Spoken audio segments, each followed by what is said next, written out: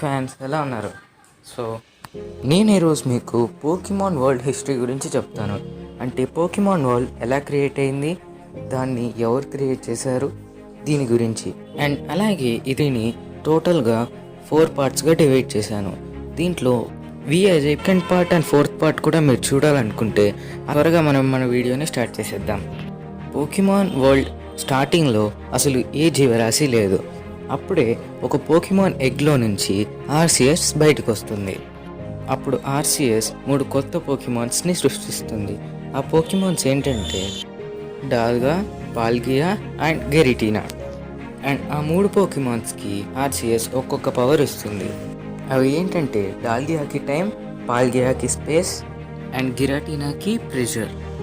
డాల్గా, పాల్గియా వాటి పవర్స్ని యూజ్ చేసి Pokemon యూనివర్స్ని create చేస్తూ ఉంటాయి. అదే టైంలో కాస్మోక్ అనే పోకీమాన్ క్రియేట్ అవుతుంది. అలాగే ఈ పోకీమాన్ ఎవాల్వ్ అయ్యి సన్ అండ్ మూన్ లాగా మారుతాయి. అలాగా గ్యాలక్సీ మెల్లిమెల్లిగా బిల్డ్ అవుతూ వస్తుంది. అదే టైంలో డాల్గా ఒక హూపా అనే పోకీమాన్ని క్రియేట్ చేస్తుంది. అప్పుడు గిరాటీనాకి ఒక ఐడియా వస్తుంది.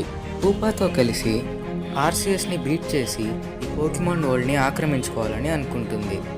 అందుకని గిరాటీనా హూపాకి ఒక కొత్త ఫామ్ ఇస్తుంది. దాని పేరే హూపా అన్బాండ్.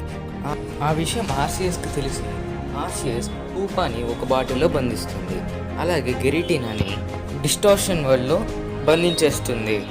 దాని తర్వాత ఆర్సిఎస్ యుక్సస్, మెస్పిరిన్ అండ్ అజల్ఫ్ని సృష్టిస్తుంది. ఆ మూడిటికి knowledge, emotion and will powers ఇస్తుంది.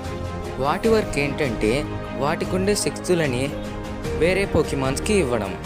దాని తర్వాత ఆ 3 సినో రీజియన్కి వెళ్ళిపోతాయి. అందుకే వాటిల్ని లేక్ గార్డియన్స్ అని కూడా అంటారు. అదే టైంలో ఓషన్లో ఉండే ప్రెషర్ వల్ల క్యాలగ్రేప్ పుడుతుంది. అండ్ పెద్ద పెద్ద వాల్కనోస్ దగ్గర గ్రౌడాన్ పుడుతుంది. అలాగే స్కైలో రెక్వెజా పుడుతుంది.